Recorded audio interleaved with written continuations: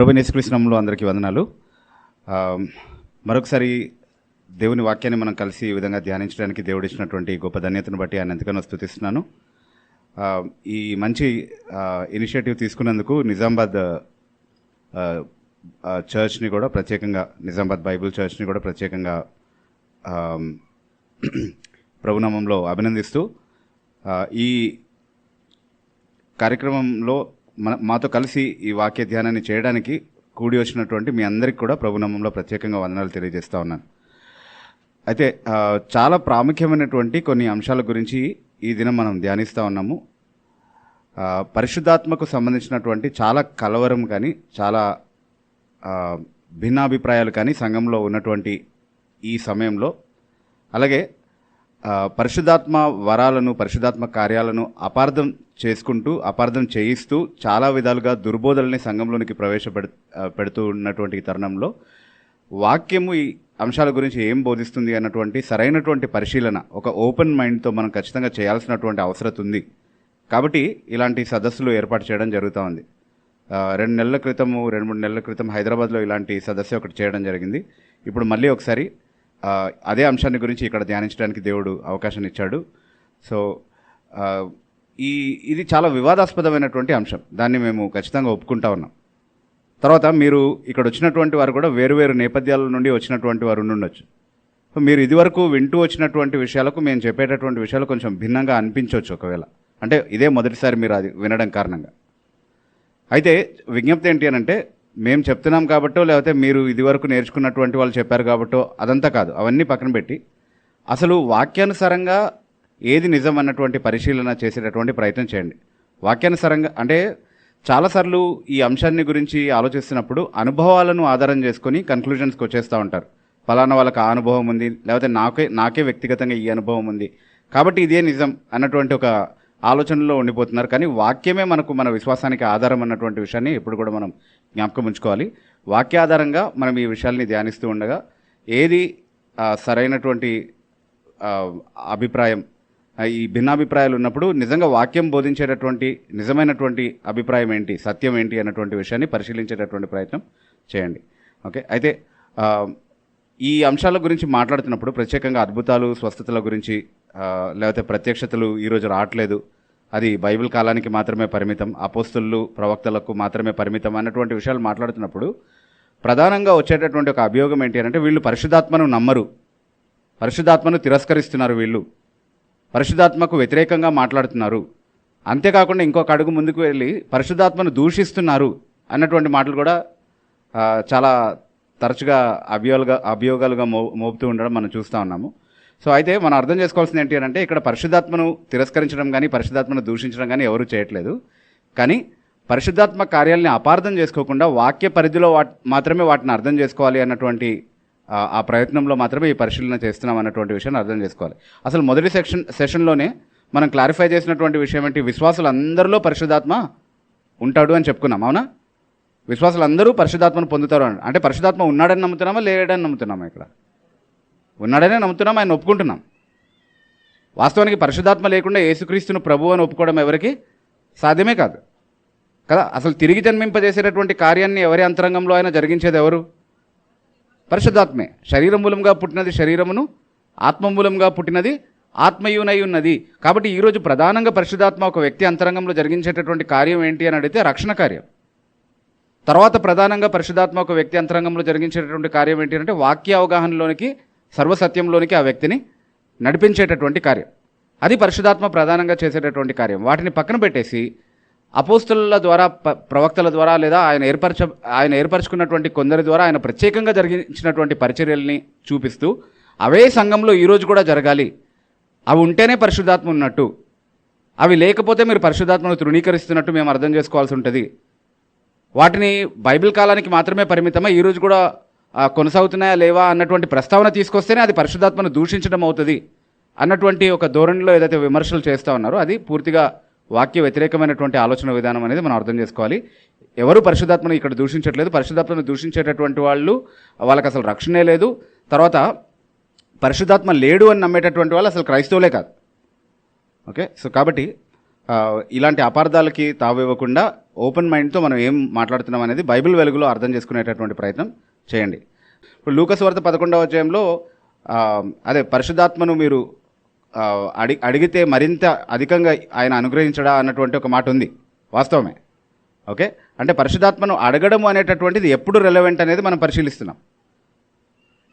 యోహాను సువార్త 7వ అధ్యాయంలో మనం మొదటి సెషన్లోనే చూసాం కదా, 37 నుంచి 39 వరకు ఉన్నటువంటి మాటల్లో ఆ వాక్య భాగంలో ఆయన యందు విశ్వాసం ఉంచువారు పొందబోయేటటువంటి ఆత్మను గురించి ఆయన ఈ సంగతులు చెప్పారు అని చెప్పిన తర్వాత, కానీ యేసు ఇంకనూ మహిమపరచబడలేదు కాబట్టి పరిశుద్ధాత్మ అనుగ్రహించబడలేదు. అంటే యేసుక్రీస్తు ప్రభు ఈ భూమి మీద శరీరధారిగా ఇంకా నివసిస్తున్నటువంటి సమయంలో పరిశుద్ధాత్మ అనుగ్రహించబడ్డా లేదా? ఇంకా లేదు. కాబట్టి అడగాల్సినటువంటి అవసరం ఉందా లేదా ఆ సమయంలో? కాబట్టి అడగమనే ప్రోత్సహించారు. యేసుక్రీస్తు ప్రభు ఆరోహణమై వెళ్ళిన తర్వాత అంటే పరిశుద్ధాత్మ దిగొచ్చేంత వరకు మీరు యెరూషలేములోనే ఉండి కనిపెట్టమని అన్నాడు. ఎందుకు?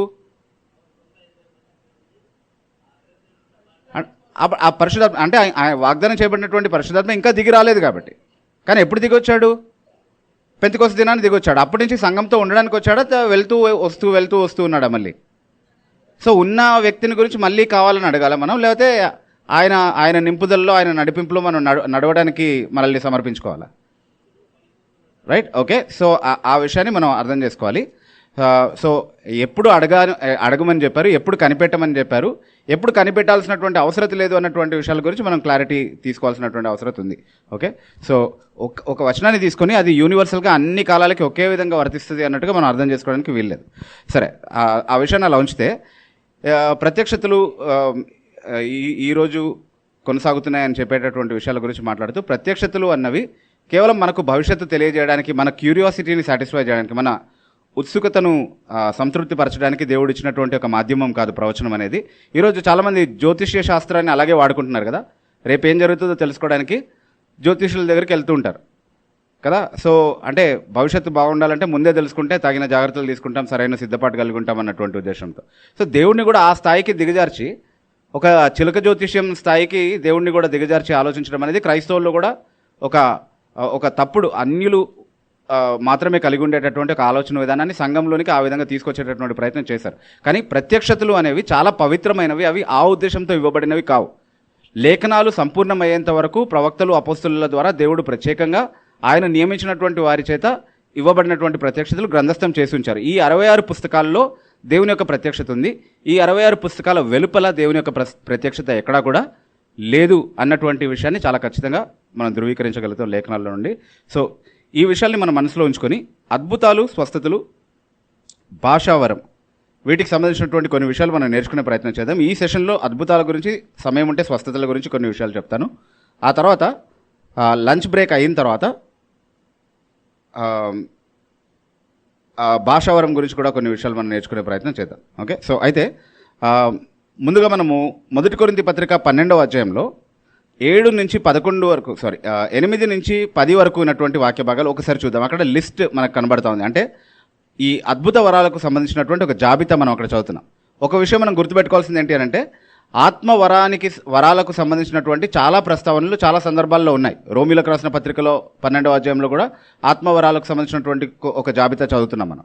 ఓకే, సో ఇతర వాక్య భాగాల్లో కూడా ఆత్మవరానికి సంబంధించినటువంటి ప్రస్తావన అనేది ఉంది. కానీ అద్భుత వరాలు అని దేన్నైతే ప్రత్యేకంగా మనం గుర్తిస్తున్నామో దానికి సంబంధించినటువంటి ఒక సుదీర్ఘమైనటువంటి జాబితా ఈ భాగంలో మనం చూస్తాం. 1 కొరింథీ పత్రిక 12వ అధ్యాయము 8 నుంచి 10 వరకు ఉన్నటువంటి వాక్య భాగాలు. అదేంటో ఒకసారి చదువుదాం మనం.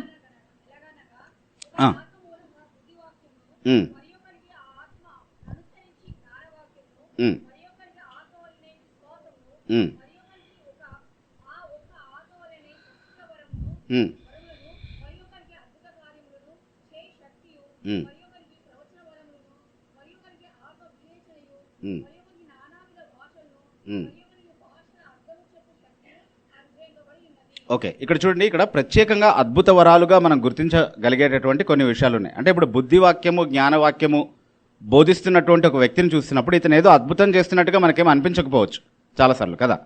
అందుకే దాన్ని అద్భుత వరం అని పిలవట్లేదు. అది సాధారణ వరంగానే కనిపించేటటువంటి పరిశుద్ధాత్మ క్రియ. అది కూడా పరిశుద్ధాత్మ సంఘక్షేమాభివృద్ధి కొరకు ఇచ్చినటువంటి పరిచర్యే. బుద్ధివాక్యాన్ని, జ్ఞానవాక్యాన్ని సంఘానికి బోధించి జ్ఞానంతోనూ వివేకంతోనూ సంఘాన్ని పోషించడం అనేది పరిశుద్ధాత్మ ఇచ్చినటువంటి పరిచర్య. దాన్ని అద్భుత వరం కింద మనం చూడకపోయినప్పటికీ అది పరిశుద్ధాత్మ వరమే, అది సంఘక్షేమాభివృద్ధి కొరకు అనుగ్రహించబడినటువంటి వరమే. కానీ అన్ని వరాలు అలాంటివి కావు. కొన్ని ప్రత్యేకంగా అద్భుతకరమైనటువంటి వరాలుగా మనం గుర్తించగలుగుతాం. ఉదాహరణకి స్వస్థతల ఒకరికి విశ్వాసము అనే వరం ఇచ్చాడు అని చెప్తున్నాడు. ఇక్కడ విశ్వాసం అనే వరము అని అన్నప్పుడు రక్షణార్థమైనటువంటి విశ్వాసం గురించి మాట్లాడట్లేదు.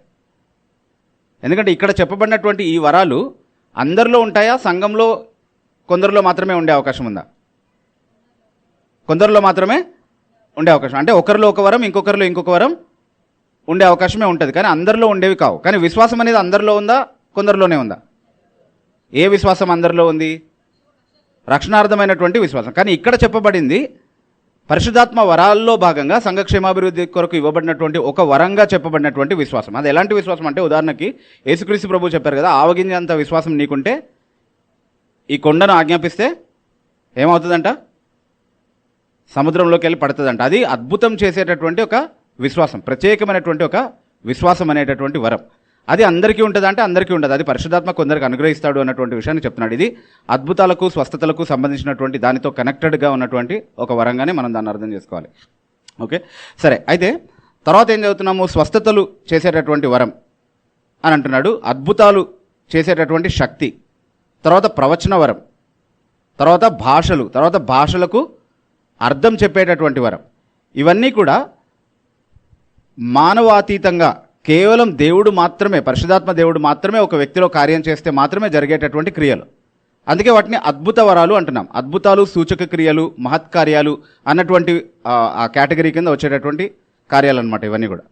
అయితే వీటిని ఎలా అర్థం చేసుకోవాలి మనం అన్నటువంటి విషయాన్ని గురించి మనం ఆలోచిస్తే, వీటి గురించి ఇందాక మనం చూసిన ఒక వచనమే మళ్ళీ జ్ఞాపకం చేసుకుందాం. 2 కొరింథీ పత్రిక 12వ అధ్యాయము 12వ వచనంలో ఒక మాట చదువుతా ఉన్నాం మనం.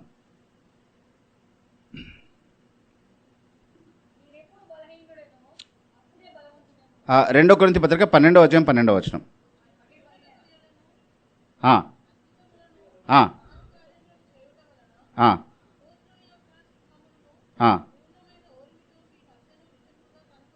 ఓకే, అపోస్తలుని చిహ్నాలు అని వేటిని అంటున్నాడు? ఇక్కడ 3 విషయాలు చెప్తున్నాడు.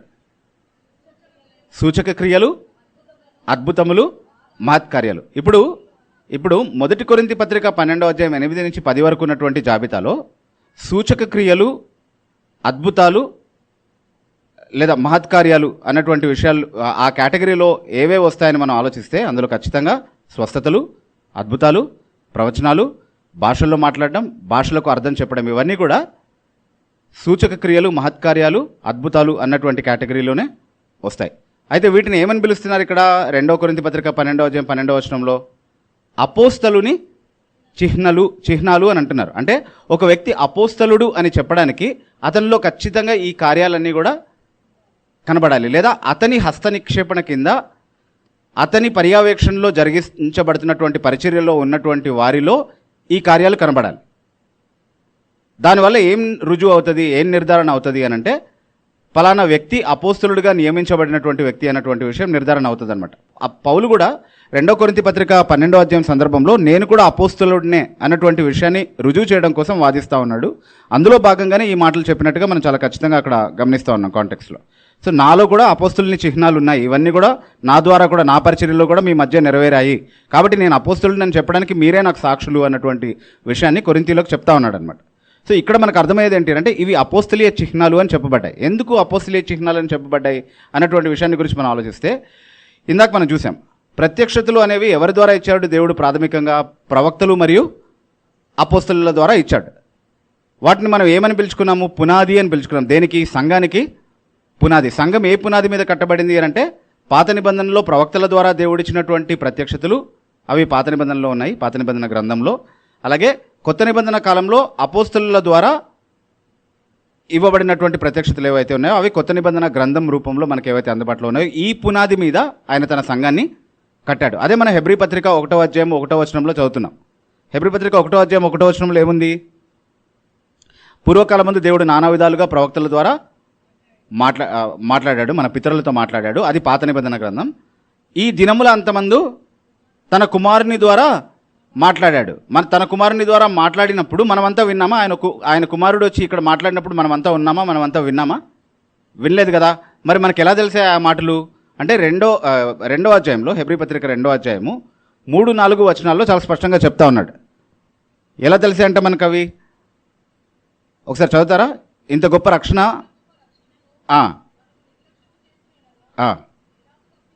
ఇంత గొప్ప రక్షణను మనం నిర్లక్ష్యం చేస్తే మనం తప్పించుకోలేము. ఎందుకంటే ఈ రక్షణ ఎవరి ద్వారా ప్రారంభమైంది? ఎవరు ప్రకటించడం ద్వారా ప్రారంభమైంది? ఇది ప్రభు బోధించుట చేత ఆరంభమైంది. అయితే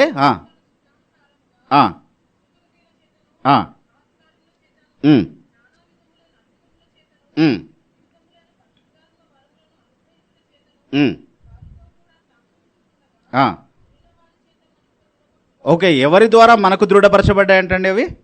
వినిన వారి చేత. అంటే ప్రభువు బోధిస్తున్నప్పుడు వినిన వాళ్ళు ఎవరు? అపోస్తలులు. సో ప్రభువు బోధించినటువంటి ఆ సువార్త, ప్రభువు బోధించినటువంటి ఆ బోధ, నేను ఏ ఏ సంగతులను మీకు ఆజ్ఞాపించాను అని అన్నాడు కదా లాస్ట్లో ఆయన వెళ్ళిపోతూ. ఆ సంగతులన్నీ కూడా మనకు ఎవరు తెలియపరిచారు అని అంటే అపోస్తలులు. అంటే వినినవారు, ప్రభువు బోధిస్తుండగా వినినటువంటి వారు, వారినే ప్రత్యక్ష సాక్షులు అంటున్నాం మనం. వారి ద్వారా అవి మనకు దృఢపరచబడ్డాయి. ఎలా దృఢపరచబడ్డాయి? మళ్ళీ ఆ 3 విషయాలే చూస్తున్నాం అక్కడ. 3-4 విషయాలు ఏంటవి? సూచక క్రియలు, మహత్కార్యాలు, అద్భుతములు, నానా విధములైనటువంటి పరిశుద్ధాత్మ వరాలు. ఇవన్నీ కూడా ఎందుకు అనుగ్రహించాడంట వాళ్ళకి? సాక్ష్యం ఇవ్వడం. ఏం సాక్ష్యం ఇవ్వడానికి అంటే ఇప్పుడు ఒక విషయం అండి, ఇప్పుడు నేను వచ్చి ఒక 4-5 ప్రవచనాలు చెప్పాను అనుకోండి మీ ముందు నిలబడి, మీరు వెంటనే ఏమడగాలి నన్ను? దేవుడు నిజంగా నీతో మాట్లాడాడని చెప్పడానికి రుజువు ఏంటి, ఆధారం ఏంటి అని అడగాలి, అంతేనా? అది న్యాచురల్గా ఎవరికైనా వచ్చేటటువంటి ప్రశ్న. ఆ ప్రశ్నను దేవుడు కూడా ఏం బేఖాతరు చేయలేదు. దేవుడు ఆ ప్రశ్నను ఆమోదిస్తూనే దానికి కావాల్సినటువంటి నిదర్శనాల్ని ఇవ్వడం అనేది మొదటి నుంచి మనం చూస్తూ వచ్చాము. అలాగే చేశాడు. అపోస్తలులు వచ్చి మాట్లాడినప్పుడు వీళ్ళు మాట్లాడుతున్నది సత్యం, ఇది వీళ్ళు సొంతంగా కల్పించుకున్నటువంటి కల్పనా కథ కాదు, ఇది వీళ్ళు చెప్తున్నటువంటి సువార్త పరలోకం నుండి వాళ్లకు ప్రత్యక్షపరచబడినటువంటి సువార్త, దీన్ని నమ్మాలి, దీన్ని అంగీకరించాలి అని ఎలా ఎవరైనా విశ్వసించగలుగుతారు? అద్భుతాలు, సూచక్రియలు, మహత్కార్యాలు వారి ద్వారా జరిగించినప్పుడు, నానా విధములైనటువంటి పరిశుద్ధాత్మ వరాలు వారి ద్వారా ప్రదర్శించబడినప్పుడు అది సత్యమని నమ్మే ఆధారము లభిస్తుంది, అవకాశం ఉంటుంది. కాబట్టి ఆ కారణాన్ని బట్టి దేవుడు అద్భుతాల్ని, సూచక్రియల్ని వారి ద్వారా జరిగించాడు అన్నటువంటి విషయాన్ని చాలా స్పష్టంగా ఇక్కడ మనం అర్థం చేసుకోగలుగుతున్నాం. అయితే ఇది ఇక్కడ ప్రారంభమైందే కాదు, మొదటి నుంచి దేవుడు అవలంబించినటువంటి విధానమే. దేవుడు మొదటి నుంచి ప్రత్యక్షతలు ఇస్తున్నప్పుడు వాటిని అద్భుతాలు, సూచక్రియల ద్వారా నిర్ధారిస్తూ వచ్చాడు. కొన్ని ఉదాహరణలు మనం చూసుకుంటే, మోషేని పంపిస్తున్నప్పుడు మోషే చాలా సాకులు చెప్పి తప్పించుకునే ప్రయత్నం చేశాడు కదా, వెళ్లకుండా. నువ్వే వెళ్ళాలి ఇశ్రాయేల్ దగ్గరికి అని చెప్పినప్పుడు చాలా సాకులు చెప్పి తప్పించుకునే ప్రయత్నం చేశాడు. అందులో మోషే లేవనెత్తినటువంటి ఒక్క వ్యాలిడ్ పాయింట్ ఏంటి అంటే, చాలా వ్యాలిడ్ పాయింట్ ఏంటి అని అంటే, నేను వాళ్ళ దగ్గరికి వెళ్ళినప్పుడు వాళ్ళు నన్ను ఎలా అంగీకరిస్తారు, దేవుడు నాతో మాట్లాడాడు అన్నటువంటి విషయాన్ని వాళ్ళు ఎలా నమ్మగలుగుతారు అన్నటువంటి విషయాన్ని గురించి దేవునితో మాట్లాడినప్పుడు దేవుడు 4వ అధ్యాయంలో చూడండి, నిర్గమకాండం 4వ అధ్యాయం 5వ వచనంలో మోషేతో మాట్లాడుతున్నారు. అంటే అతని చేతిలో ఉన్నటువంటి ఆ కర్ర కింద పడేసినప్పుడు ఏమైంది? అది పామైంది. మళ్ళీ దాన్ని పట్టుకున్నప్పుడు ఏమైంది? ఇది చూపించిన తర్వాత ఏమవుతుందో చెప్తున్నాడు చూడండి. ఈ అద్భుతం వాళ్ళ ముందు చేయి, వాళ్ళు ఆ అనుమానము లేవనెత్తినప్పుడు, నువ్వు నిజంగా దేవుని చేతనే పంపబడ్డావా అన్నటువంటి అనుమానం వాళ్ళకి వచ్చినప్పుడు ఈ అద్భుతం చెయ్యి, అప్పుడు దానివల్ల ఏం రుజువు అవుతుందో చెప్తున్నాడు చూడండి. 5వ వచనం ఒకసారి చదువుతారా ఎవరైనా?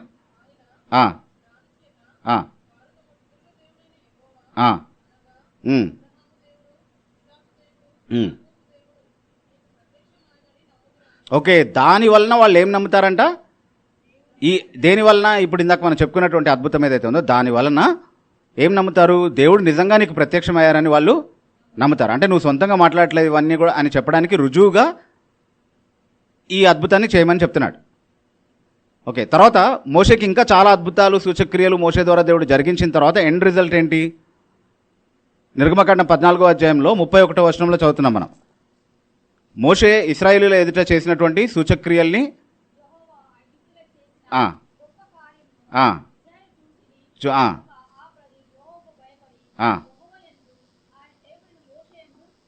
ఓకే, వారు యెహోవాకు భయపడి యెహోవా యందును ఆయన సేవకుడైన మోషే యందును నమ్మకం ఉంచారు. అంటే దేవుడే పంపించాడని ఎలా నిర్ధారణమైంది వాళ్ళకి?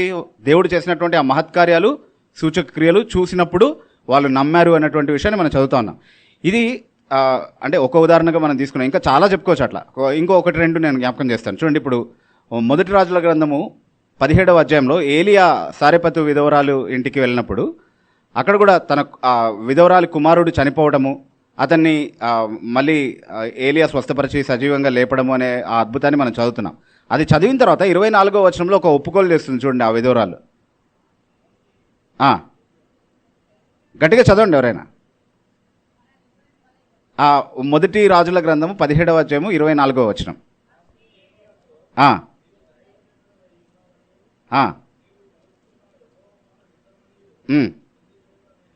నువ్వు దైవజనుడు అని నువ్వు పలుకుతున్న మాట యెహోవా ద్వారా పలుకుతున్నావని ఇందును బట్టి నేను, ఎందును బట్టి, ఆ చేసినటువంటి అద్భుతాన్ని బట్టి, తన కుమారుడిని సజీవంగా లేపడం అనేటటువంటి అద్భుతాన్ని బట్టి నేను నమ్ముతున్నానని చెప్తున్నాడు. ఓకే, అలాగే 18వ అధ్యాయానికి వస్తే, అదే మొదటి రాజుల గ్రంథం 18వ అధ్యాయానికి వస్తే 36వ వచనంలో మనకు తెలుసు కదా, బయలుదేవత ప్రవక్తలందరినీ కూడా ఏలియా సవాల్ చేసి ఆ కొండ మీదకి పిలిపించాడు. ఆ తర్వాత వాళ్ళందరూ విఫలమైన తర్వాత ఏలియా ప్రార్థన చేస్తున్నాడు దేవుడికి. ఇప్పుడు ఆ బలి అర్పణను వచ్చి దహించమని చెప్పి ప్రార్థన చేస్తూ ఆయన చెప్పినటువంటి మాటలు ప్రత్యేకంగా గమనించాలి మనం. ఏమంటున్నాడు 36వ వచనం ఒకసారి చూడండి.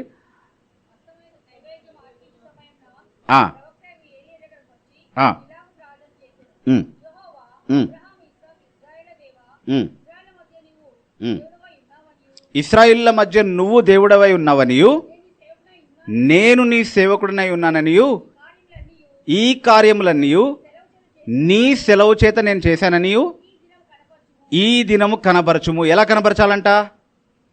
వచ్చి ఆ బలి అర్పణను దహించడం ద్వారా, ఆ గొప్ప అద్భుతాన్ని ఈ ప్రజల ముందు చేయడం ద్వారా రుజువు చేసుకోమని చెప్తున్నాడు. సో మళ్ళీ అద్భుతాల ఉద్దేశం ఏం కనబడుతుంది అక్కడ? ఒక ప్రవక్త యొక్క పరిచర్యను నిలబెట్టడం. ఆ ఉద్దేశంతో దేవుడు మొదటి నుంచి అనుమతిస్తూ వచ్చాడన్నది మనకు తెలుస్తుంది. తర్వాత యెషయా హిజ్కియాతో మాట్లాడినటువంటి విషయాలు కావచ్చు, ఆహాజ్ రాజుతో మాట్లాడినటువంటి విషయాలు కావచ్చు, అవన్నీ చాలా సందర్భాలు ప్రస్తావించవచ్చు. నాకు ఎక్కువ సమయం లేదు కాబట్టి ఇవన్నీ కూడా ఇదే సత్యాన్ని ధృవీకరిస్తున్నాయి.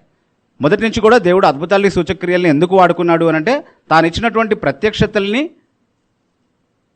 దృఢపరచడం కోసం. అదే అపోస్తలీయ పరిచర్యలు కూడా చేశాడు. యేసుక్రీస్తు ప్రభు యొక్క పరిచర్యలో కూడా అదే చేశాడు. యేసుక్రీస్తు ప్రభు చాలా అద్భుతాలు సూచక్రియలు చేయడం కారణాన్ని బట్టి ఆయన సొంతంగా మాట్లాడలేదు, ఆయన తండ్రి చేత పంపబడ్డాడు, తండ్రి యొక్క మాటలే పలికాడు అన్నటువంటి విషయాలకు నిర్ధారణ ఆ క్రియల ద్వారా ఆయన చేయడం అనేది జరిగింది. అది స్వయంగా ప్రభువే చెప్పాడు. అది నికోదేము అనేటటువంటి ఒక పరిసయుడు రాత్రివేళ ప్రభు దగ్గరకు వచ్చి, మనకు తెలుసు కదా యోహాను సువార్త 3వ అధ్యాయంలో 1-2 వచనాలు మనం చదివినప్పుడు, రాత్రివేళ ప్రభు దగ్గరకు వచ్చి, బోధకుడా నువ్వు చేసేటటువంటి కార్యాలు దేవుడు అతనికి తోడుగా ఉంటే తప్ప ఏ వ్యక్తి చేయలేడు, కాబట్టి నువ్వు దేవుని వద్ద నుండి పంపబడినటువంటి బోధకుడు అని మాకు తెలుసు అంటున్నాడు. ఓకే, అంటే పరిసయ్యులకు కూడా తెలిసిన విషయం ఏంటి అంటే ఈ కార్యాలు సాధారణంగా ఏ మనిషి చేయలేడు, ఇవి దేవుడు చేసేటటువంటి కార్యాలు, కాబట్టి ఇతను దేవుని వద్ద నుండే పంపబడినటువంటి ప్రవక్త అని తెలుసు అంటున్నాడు. యేసుక్రీస్తు ప్రభు కూడా చెప్తున్నాడు చూడండి, యోహాను సువార్త 5వ అధ్యాయం 36వ వచనంలో, తండ్రి నాకు ఇచ్చినటువంటి క్రియలే నన్ను గురించి సాక్ష్యం ఇస్తున్నాయి. ఏం క్రియలు? ఆయన చేసినటువంటి అద్భుత క్రియలు ఏవైతే ఉన్నాయో. ఆ సందర్భంలోనే ఒక పక్షవాయువు కలిగినటువంటి ఒక వ్యక్తిని, అది 38 సంవత్సరాలు, సో బెతెస్దా కోనేరు దగ్గర ఆయన చేసినటువంటి అద్భుతం సందర్భంలోనే చెప్పినటువంటి మాట, తండ్రి నాకు ఇచ్చినటువంటి క్రియలే నేను చేస్తున్నాను, అవే నన్ను గురించి సాక్ష్యం ఇస్తున్నాయి, నేను చేస్తున్నటువంటి పరిచర్య తండ్రి నుండి నాకు ఇవ్వబడినటువంటి పరిచర్య అని సాక్ష్యం ఇస్తున్నాయని చెప్తున్నాడు. అపోస్తలీయ పరిచర్యలు కూడా అదే విషయాన్ని మనం చూసినప్పుడు మనం చూసాం కదా, 2 కొరింథీ పత్రిక 12వ అధ్యాయం 12వ వచనం కావచ్చు, లేకపోతే హెబ్రీ పత్రిక 2వ అధ్యాయం 3-4 వచనాల్లో కూడా మనం చాలా స్పష్టంగా చూసింది ఏంటి అంటే అపోస్తలీయ పరిచర్యను, అంటే వాళ్ళు ఇచ్చినటువంటి ప్రత్యక్షతలు.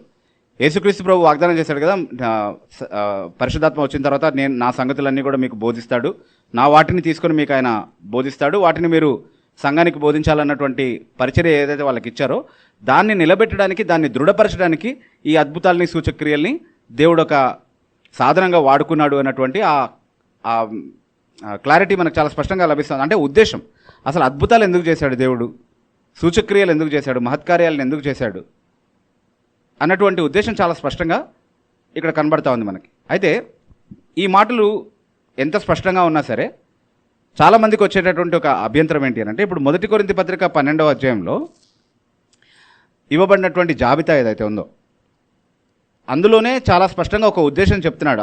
ఆ వరాలు ఇవ్వబడ్డానికి ఏంటి? ఆ వరాలు ఇవ్వబడ్డానికి ఉన్న ఉద్దేశం సంఘము క్షేమాభివృద్ధి లోనికి రావడానికి, అంటే సంఘానికి క్షేమాభివృద్ధి కలగడం కోసం ఈ వరాలు ఇవ్వబడ్డాయని చెప్తున్నారు కదా. సో అద్భుతాలు సూచక్రియలు కేవలం ప్రత్యక్షతల్ని ధృవపరచడానికి మాత్రమే, వాటిని దృఢపరచడానికి, ధృవీకరించడానికి మాత్రమే ఇవ్వబడ్డాయి. ఈరోజు ప్రత్యక్షతలు రావట్లేదు కాబట్టి ఒక వరం రూపంలో ఒక వ్యక్తి అద్భుతాలు, స్వస్థతలు, సూచక్రియలు ఇవన్నీ కూడా చేయడం అనేది సాధ్యం కాదు అని మనం చెప్తున్నప్పుడు సాధారణంగా వచ్చేటటువంటి ఒక ప్రశ్న ఏంటి అని అంటే, అదే నిజమైతే కనుక మరి ఈరోజు సంఘం ఉందా లేదా? సంఘం ఉందా లేదా? ఉంది. సంఘానికి క్షేమాభివృద్ధి కావాలా వద్దా? ఈ వరాలు ఎందుకు ఇచ్చారు? క్షేమాభివృద్ధి కోసమే కదా. మరి అవి ఆగిపోయాయంటే మరి క్షేమాభివృద్ధి ఎక్కడి నుంచి వస్తుంది? ఈ వరాల నుండి వచ్చేటటువంటి క్షేమాభివృద్ధి రావాలంటే అవి ఇంకా కొనసాగాలి కదా సంఘంలో, అవునా కదా? అది క్లాసిక్ ఆర్గ్యుమెంట్ అనమాట, ఎప్పుడు కూడా వచ్చేటటువంటి ఒక వాదన. దానికి మనము చాలా స్పష్టంగా అర్థం చేసుకోవాల్సింది ఏంటి అంటే, ఈ ప్రత్యక్షతలను దేవుడు పునాదిగా ఇచ్చినప్పుడు ఆ పునాది వేయడానికి సహాయం చేసింది ఏంటి? అసలు ఆ పునాది దేని మూలంగా వేయగలిగారు వాళ్ళు? దేని మూలంగా వేయగలిగారు? అద్భుతాలు, సూచక్రియలు, మహత్కార్యాలు. ఒకవేళ అవే కనుక లేకపోతే ఎవరన్నా సువార్తను అంగీకరించి ఆ మాటలు నమ్మి ఉండేవాళ్ళ? సువార్త పరిచర్యను అసలు సంఘంలో స్థిరపరిచి ఆదిమ సంఘం అనేది ఒకటి నిలబెట్టడానికి అసలు సాధ్యపడి ఉండేదా? లేదు. కాబట్టి అద్భుతాలు, సూచక్రియలు, మహత్కార్యాలు ఆధారంగానే ఈ పునాది వేయబడింది. వేయబడినటువంటి పునాది ఏదైతే ఉందో, అంటే వాక్య సత్యం ఏదైతే ఉందో, అపోస్తలీయ పరిచర్య ద్వారా మనకి ఇవ్వబడినటువంటి వాక్య సత్యం ఏదైతే పునాదిగా ఇవ్వబడిందో, దాని ద్వారా ఈరోజు కూడా మనకు క్షేమాభివృద్ధి వస్తుందా రావట్లేదా? వస్తుందా రావట్లేదా? ఈరోజు ఒక బిల్డింగ్లో కూర్చుని ఉన్నాము, అది మా తాత కట్టాడండి, అప్పుడెప్పుడో వేసిన పునాది నుంచి ఈరోజు ప్రయోజనం ఏంటండి అని మాట్లాడితే అర్థవంతంగా ఉంటుంది. అది ఆ బిల్డింగ్ నిలబడేది దేనిపైన? ఆ పునాది పైనే. ఆ పునాది వేయడానికి సహాయపడినవన్నీ కూడా ఈరోజు మనకు సహాయపడినట్టా కాదా? మన క్షేమాభివృద్ధికి దోహదపడుతున్నట్టా కాదా?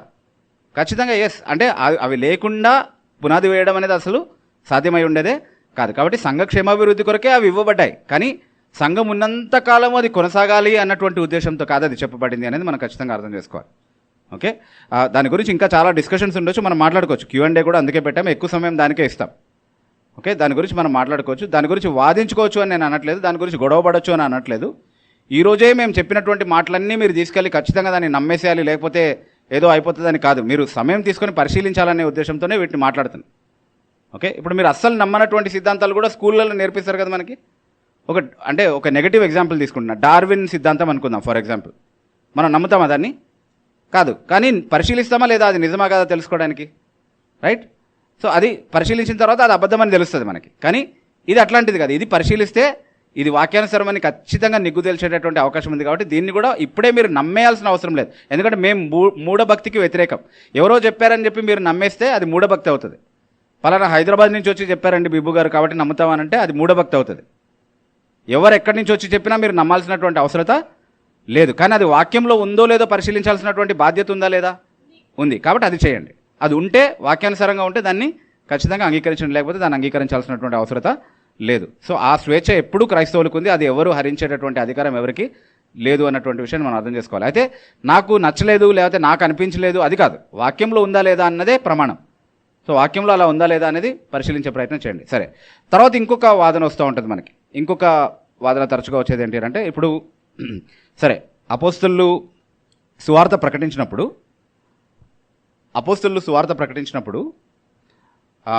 వాళ్ళు అద్భుతాలు చేస్తే చాలామంది నమ్మారు కదా. ఓకే, అంటే వాళ్ళు కొత్త ప్రత్యక్షతలు చెప్తున్నప్పుడు అవి దేవుని వద్ద నుండి వచ్చినటువంటి ప్రత్యక్షతలని దేని ఆధారంగా నమ్మారు? అద్భుతాల ద్వారా నమ్మారు. ఓకే, అలా ఖచ్చితంగా చూస్తూ ఉన్నాం. అద్భుతాలు, సూచక్రియల ఆధారంగా వాళ్ళు నమ్మారు. అలా నమ్మమని కూడా వారిని ప్రోత్సహించినట్టుగా యేసుక్రీస్తు ప్రభు మాటల్లో చూస్తున్నాం. నా తండ్రి నాకు ఇచ్చిన క్రియలే నన్ను గురించి సాక్ష్యం ఇస్తున్నాయి. ఆ సాక్ష్యాన్ని మీరు చూస్తూ కూడా ఎందుకు తిరస్కరిస్తున్నారు అన్నది వాళ్ళ ముందున్నటువంటి సవాల్ అనమాట వాస్తవానికి. ఓకే, సో అది. అయితే ఇప్పుడు అడిగే ప్రశ్న ఏంటి అని అంటే, మరి ఈరోజు మనం సువార్త ప్రకటిస్తున్నప్పుడు కూడా అన్యులకు ఆ నిర్ధారణ కావాలి కదా ఇది దేవుని ప్రత్యక్షత అని. కాబట్టి మళ్ళీ నా ద్వారా కొత్తగా అద్భుతాలు, సూచక్రియలు చేయాలి కదా దేవుడు అని ఒకవేళ వాదిస్తే కనుక దానికి మనం అర్థం చేసుకోవాల్సిన ఒక విషయం, ఒక వచనం నేను చూపిస్తాను చూడండి. యోహాను సువార్త 20వ అధ్యాయము 30-31 వచనాలు.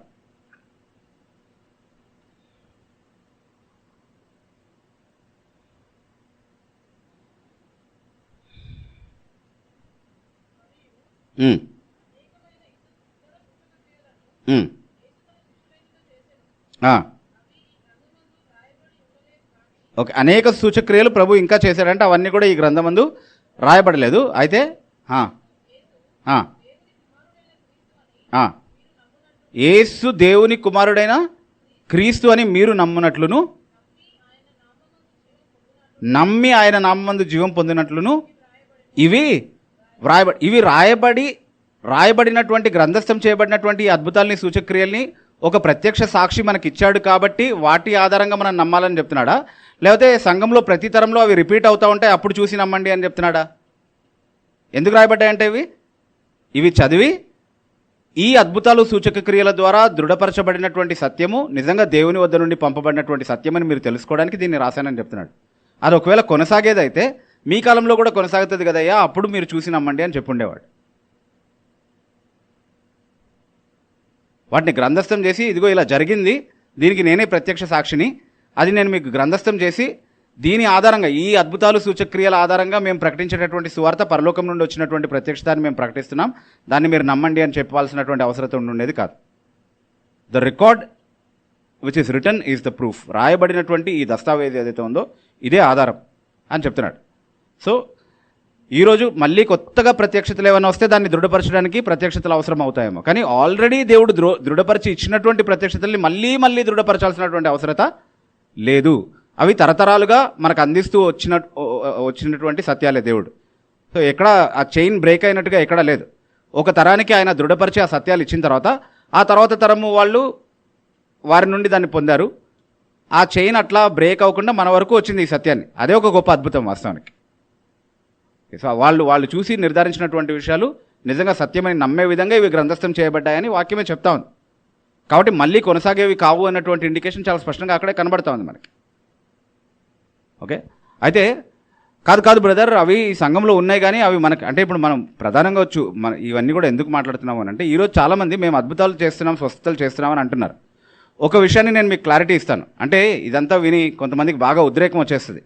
ఏమేమో మాట్లాడేస్తున్నారు, నాస్తికుల్లాగా మాట్లాడుతున్నారు, ఇదంతా బాగాలేదని చెప్పి చాలామంది నొచ్చుకునేటటువంటి అవకాశం ఉంది, బహుశా వెళ్ళిపోయే అవకాశం కూడా ఉంది. సో ఆ ఆలోచనలో ఒకవేళ మీరు ఉంటే కనుక మీకు ఒక విషయాన్ని నేను విజ్ఞప్తి చేస్తున్నాను, జాగ్రత్తగా అర్థం చేసుకోండి. ఏంటి అని అంటే దేవుడు అద్భుతాలు చేయడు అని మేము చెప్పట్లేదు. చెప్పామా ఎవరైనా? చెప్పలేదు. దేవుడు అద్భుతకరుడైనటువంటి దేవుడు. ఆయనకున్నటువంటి పేరు ఆయన ఆశ్చర్యకరుడు. దేవుడు అద్భుతాలు చేయడానికి ఏ రోజైనా సమర్థుడే, అవునా కదా? ఎస్, దేవుడు అద్భుతాలు చేసేటటువంటి దేవుడు, అందులో ఎలాంటి సమస్య లేదు, ఎలాంటి ఇబ్బంది లేదు. అలాగే దేవుడు స్వస్థపరిచేటటువంటి దేవుడు. నిన్ను స్వస్థపరచు యెహోవాను నేనే అన్నటువంటి మాట ఎప్పుడూ రద్దు చేయబడలేదు. ఈరోజు కూడా మనకు లభించేటటువంటి ప్రతి స్వస్థత ఎవరి దగ్గర నుండి వస్తుంది? ఆయన స్వస్థపరచకపోతే ఆయన నువ్వు వేసుకునే మందుల ద్వారా నీకు స్వస్థత వచ్చేస్తుందా?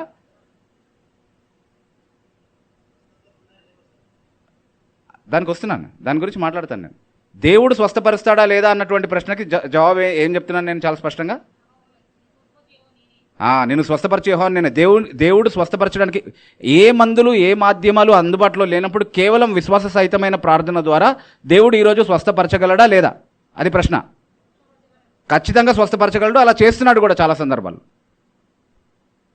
అందులో ఎలాంటి సందేహానికి తావులేదు. ఎవరు దాన్ని నమ్మకుండా ఉండడానికి అవకాశమే లేదు. అవి మన స్వంత అనుభవాల్లో కూడా చాలాసార్లు ఉండుండొచ్చు అలాంటివి. ఓకే, కానీ ఇక్కడ మనం చాలా ప్రత్యేకంగా అద్భుతాలు చేసే వరానికి, దేవుడు చేసే అద్భుతాలకి, అలాగే స్వస్థపరిచే కార్యం దేవుడు చేయడానికి, అలాగే ఆ స్వస్థపరిచే వరం ఒక వ్యక్తికి ఉండి అతని ద్వారా కార్యాలు జరగడానికి ఉన్నటువంటి వ్యత్యాసాన్ని అర్థం చేసుకునే ప్రయత్నం చేస్తున్నాం.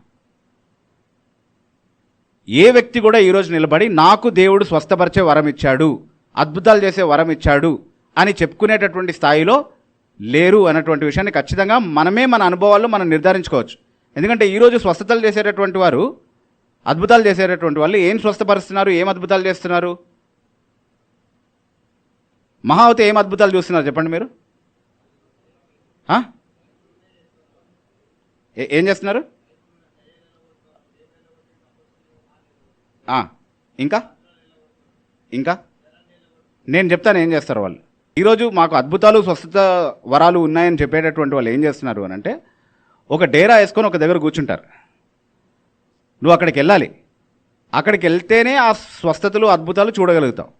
అది కూడా నీకు జరగవు. ఎవరికి జరుగుతాయి? ఆల్రెడీ అక్కడ ఒక సెట్టింగ్ ఉంటుంది, ఆ సెట్టింగ్లో మాత్రమే జరుగుతాయి తప్ప నిజంగా జరగదు. ఒకవేళ నిజంగా జరిగితే యేసుక్రీస్తు ప్రభు చేసిన విధంగా వాళ్ళు కూడా చేయాలి. యేసుక్రీస్తు ప్రభు ఎలా చేశాడు? ఒక డేరా వేసుకొని ఇక్కడికి కూర్చోవాలి, ఇక్కడికి రావాలి, ఇక్కడికి వస్తేనే జరుగుతుంది, ఈ స్థలంలో ఏదో శక్తి ఉంది, ఈ స్థలంలో ఏదో మహిమ ఉంది, ఇక్కడ ఉంటేనే జరుగుతుంది అని ఏమైనా చెప్పాడా? ఎలా చేశాడు? క్రీస్తు ప్రభు జనాల్లోకి వెళ్ళి అద్భుతాలు చేశాడు అన్నది అబద్ధమా? అది సత్యం. ఈరోజు స్వస్థత వరాలు ఉన్నాయి మాకు అని చెప్పేటటువంటి వాళ్ళు జనాల్లోకి వెళ్ళట్లేదు అన్నది అబద్ధమా? కోవిడ్ టైంలో ఎక్కడున్నారు ఈ దొంగలంతా? డేరా వేసుకొని కూర్చున్నారు, అక్కడికి వెళ్తే మాత్రమే అద్భుతాలు జరుగుతున్నాయని చెప్తున్నారు ఈరోజు. ఓకే, మా దగ్గరికి రావాలి, జరుగుతాయి. అక్కడికి వెళ్ళిన తర్వాత గిమిక్లు అన్నీ చేస్తాడు, అన్నీ చేసిన తర్వాత పొరపాటున నువ్వు స్టేజ్ మీదకి వెళ్తే యాక్చువల్ రానివ్వరు. ఒకవేళ రానిచ్చినా కూడా ఏం చెప్తారు అని అంటే, నీకు విశ్వాసం లేదు కాబట్టి జరగట్లేదు, అంతే. ఇప్పుడు అయ్యా నేను విశ్వసిస్తున్నాను, నా అవిశ్వాసం విషయంలో నాకు సహాయం చేయని మొరబెట్టుకున్నటువంటి ఒక వ్యక్తి ఉన్నాడు, యేసుప్రభు దగ్గరకు వచ్చినాడు, గుర్తుందా? రైట్. అంటే అతని మనసులో అవిశ్వాసం ఉందా లేదా? అయినా అతను ప్రభు దగ్గరికి రావడాన్ని గౌరవించి ప్రభు అతనికి కార్యం చేశాడా లేదా? చేశాడు, రైట్. అయితే విశ్వాస సహితమైన ప్రార్థన రోగిని స్వస్థపరచును అన్నటువంటి మాట వీళ్ళు వాడుకుంటున్నారు. కానీ ఎవరి విశ్వాస సహితమైన ప్రార్థన రోగిని స్వస్థపరుస్తుంది? ఆ సందర్భం చదవండి మీరు. సంఘ పెద్దల్ని పిలిపించుకోవాలి, ఆ రోగిగా ఉన్నటువంటి వ్యక్తి, వారు అతని మీద చేతుల నుంచి నూనె రాసి ప్రార్థన చేయాలి.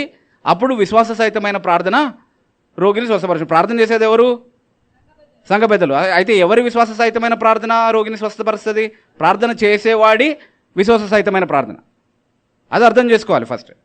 సో విశ్వాసం లేదు అని ఆరోపిస్తే ఎవరి మీద ఆరోపణ చేస్తున్నావు? నీ మీద నువ్వే ఆరోపణ చేసుకుంటున్నావు. నీకు ఆ అద్భుతం చేసేటటువంటి విశ్వాసం లేదు అంటే ఆ వరం, విశ్వాసం అనేటటువంటి ఆ వరం, అద్భుతం చేసేటటువంటి ఆ వరం, ఆ స్వస్థపరిచేటటువంటి వరం నీకు లేదు కాబట్టే అట్లా జరుగుతుంది, అంతే.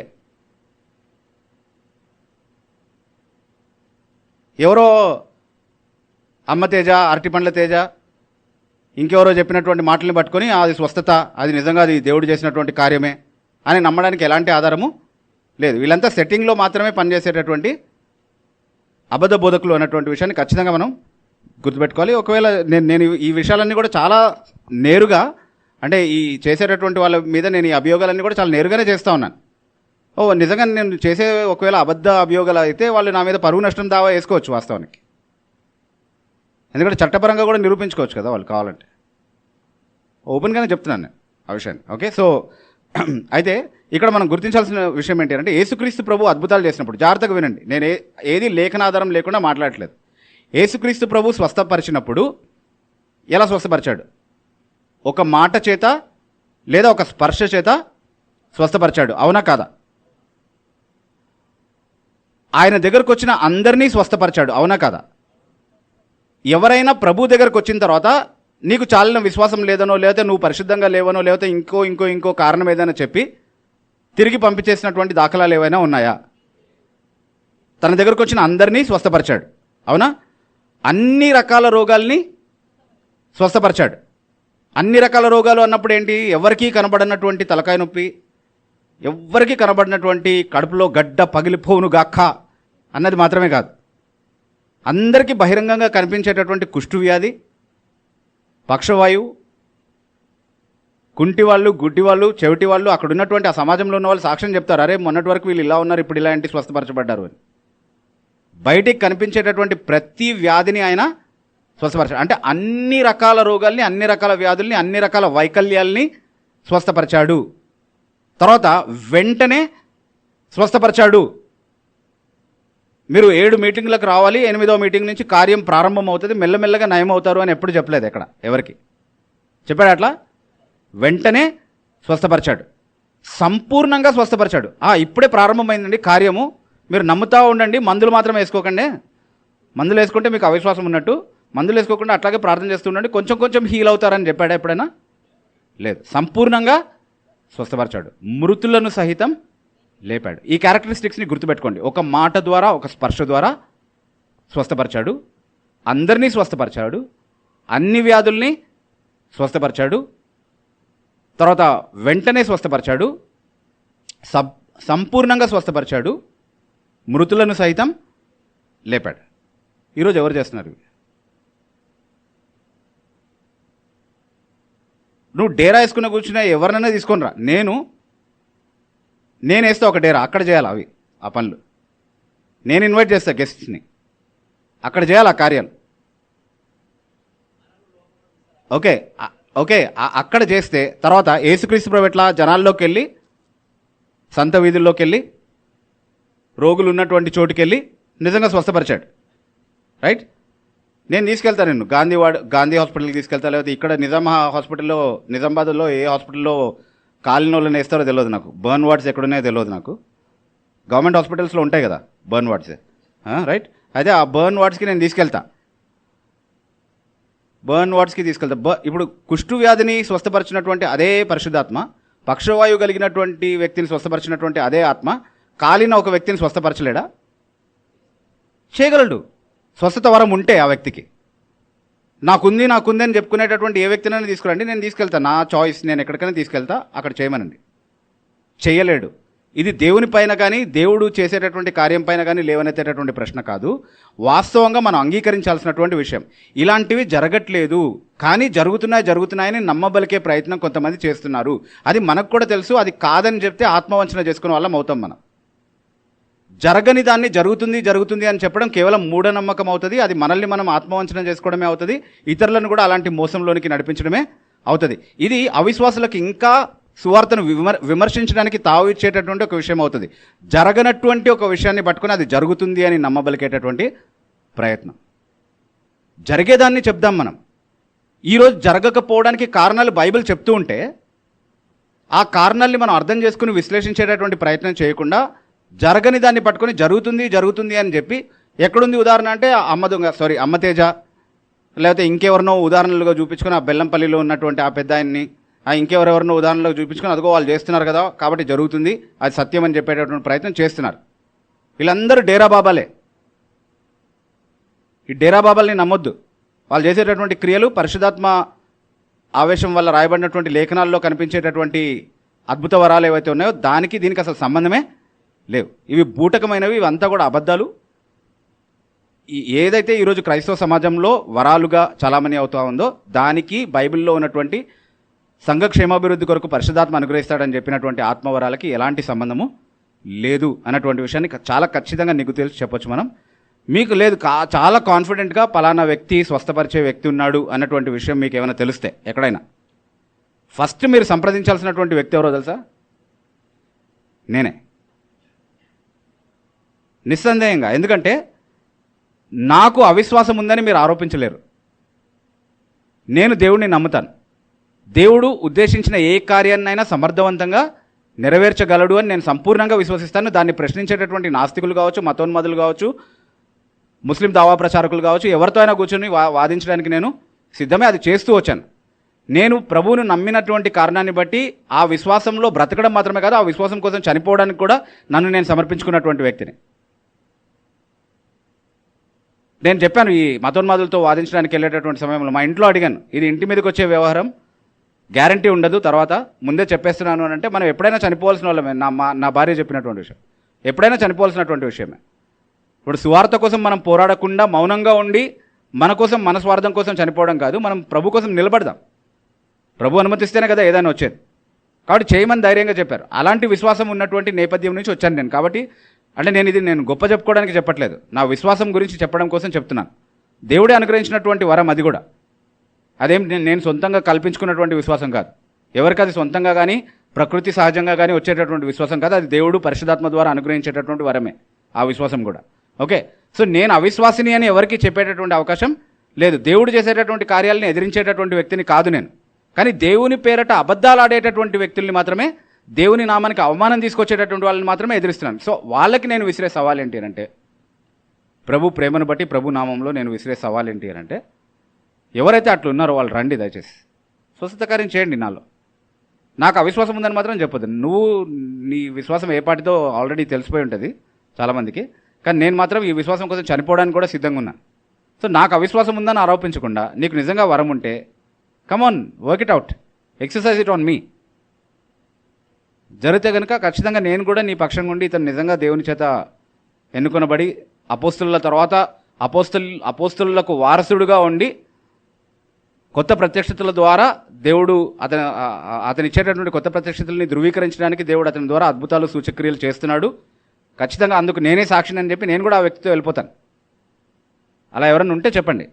అలా కాకుండా ఊరికిన అక్కడున్నారు ఇక్కడున్నారు, టింబక్టూరులో అప్పుడు చేశారు, 1947లో చేశారు, ఇవన్నీ కథలు వద్దు మనకి. Be practical. ఇవి జరగట్లేదు. లేదు బ్రదర్, మీరు చూడనంత మాత్రాన మీరు అట్లా మాట్లాడకూడదు బ్రదర్. అంటే మీకు కనబడట్లేదేమో కానీ అవి ఉన్నాయి. చూసి నమ్మిన వారి కంటే చూడక నమ్మిన వారు ధన్యులు. ఇట్లాంటి మాటలు చెప్పొద్దు. ఎవరిని చూడక నమ్మిన వారు ధన్యులు? యేసు ప్రభుని చూడక నమ్మిన వారు ధన్యులు. తోమ చూస్తేనే నమ్ముతానన్నాడు, చూడక నమ్మిన వారు ధన్యులు అన్నారు. మీరు చూడకే ఆయన్ను ప్రేమిస్తున్నారు అని సంఘానికి రాస్తున్నాడు పేతురు. మనమంతా ప్రభుని చూసి నమ్మామా, చూడక నమ్మామా? మనం ధన్యులమని చెప్తుంది వాక్యం. ఆ కాంటెక్స్లో చెప్పబడినటువంటి మాట. ఎందుకు చూడలేము దేవుడిని? ఎందుకంటే దేవుడు కనిపించడు కాబట్టి. అదృశ్యుడు అన్నది ఆయనకు ఉన్నటువంటి ఒక గుణలక్షణం. ఆయన అతీతుడు, మన ఇంద్రియాలకు అతీతుడు అయినటువంటి వాడు కాబట్టి ఆయన అదృశ్యుడిగా ఉంటాడు, మనకు కనబడడు. కాబట్టి దేవుడిని చూడలేము, అలాగే నమ్మాలి. అలా నమ్మగలిగిన వాళ్ళు ధన్యులు. కానీ అద్భుతాలు సూచక్రియలు చూడకుండా నమ్మడానికి ఇవ్వబడినటువంటి విషయాలా? కాదు, అవి ఆత్మ ప్రత్యక్షతలుగా చెప్పబడ్డాయి. 1 కొరింథీ పత్రిక 12వ అధ్యాయం 8వ వచనం నుండి మీరు చదివితే ప్రతి వానికి ఆత్మ ప్రత్యక్షత అనుగ్రహించబడింది ఈ వరాల ద్వారా అని చెప్తున్నాడు. అంటే ప్రత్యక్షతలు అని దేన్నంటాము? ఇందాక చూసాం, ముసుగు తీయడం. అంటే దాచిపెట్టబడిన దాన్ని కూడా వెల్లడి చేసేటటువంటి ఒక ప్రక్రియని ప్రత్యక్షపరచడం అంటాం. అంటే the manifestation of the spirit. కనబడడం, పరిశుధాత్మ క్రియలు బహిరంగ కనబడడానికి, కనబరచబడడానికి ఈ వరాల్ని ఇవ్వడం అనేది జరిగింది. సో అది ఈరోజు సంఘంలో కనబడకపోయినా మీరు చూడక నమ్మాలి, అలా అయితేనే మీరు ధన్యులు అని చెప్పడం ఎంత మూర్ఖమైనటువంటి వాదనో ఆలోచించండి. ఇవి సంఘంలో నిజానికి కనబడట్లేదు, కానీ కనబడుతున్నాయని నమ్మబలకడానికి డేరా వేసుకొని సెట్టింగ్లు చేస్తున్నారు. టచ్ అంటే పడిపోతున్నారు. దయ్యాలు వెళ్ళిపోయే డ్రామాలు ఆడుతున్నారు. ఇంకా ఏ డ్రామాలైనా ఆడతారు ఆ సెట్టింగ్లో. పొరపాటున ఎవరో ఒక శవాన్ని తీసుకొని వస్తారు. ఆ తర్వాత నేను నాలాంటి వాళ్ళు వెళ్ళి టీవీ 1లో కూర్చొని అయ్యా బైబిల్ ఇది చెప్పట్లేదు, వాళ్ళు మోసం చేస్తున్నారని మన పక్షంగా నేను వాదించాల్సి వస్తుంది.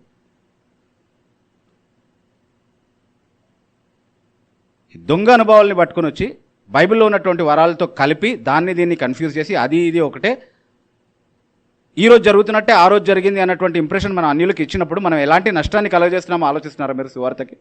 అంటే ఈరోజు ఎంత బూటకంగా అవి జరుగుతున్నాయో, ఈరోజు ఎంత మాయోపాయంగా దీన్ని చేస్తున్నారో, ఎంత సెట్టింగ్లో దీన్ని చేస్తున్నారో, ఆ రోజు యేసు ప్రభు ఆయన శిష్యులు కూడా అట్లాగే చేసి ఉంటారు అన్నటువంటి అభిప్రాయాన్ని కల్పించాలనుకుంటున్నామా మన అన్యులకి? అయ్యా ఆ రోజు జరిగింది ఈరోజు మనకు తెలియదు, ఎందుకంటే ఈరోజు జరగట్లేదు. ఈరోజు జరుగుతుందని చెప్పడానికి గ్యారంటీ ఇవ్వట్లేదు బైబిల్. ఆ రోజు జరగడానికి ఒక ఉద్దేశం ఉంది, అది అయిపోయింది. దాని ఆధారంగా ఈరోజు బైబిల్ని నమ్మమని మనకు ఆహ్వానం వస్తూ ఉంది. అంతేగాని ఈరోజు కూడా అది రిపీట్ అవుతుందని మనకు బైబిల్ ఎక్కడ చెప్పట్లేదు అన్నటువంటి విషయాన్ని చెప్పేది పోయి, ఇంకా అవిశ్వాసానికి బీజం నాటేటటువంటి ఇది కొనసాగుతుంది, వాళ్ళు చేస్తున్నారు వీళ్ళు చేస్తున్నారు అన్నటువంటి అబద్ధాన్ని మనం ఒకవేళ మోసుకొని తిరిగితే సువార్తకు మనం లాభం చేస్తున్నామా నష్టం చేస్తున్నామా అన్నటువంటి విషయాన్ని ఖచ్చితంగా అందరూ ఆలోచించుకోవాలి.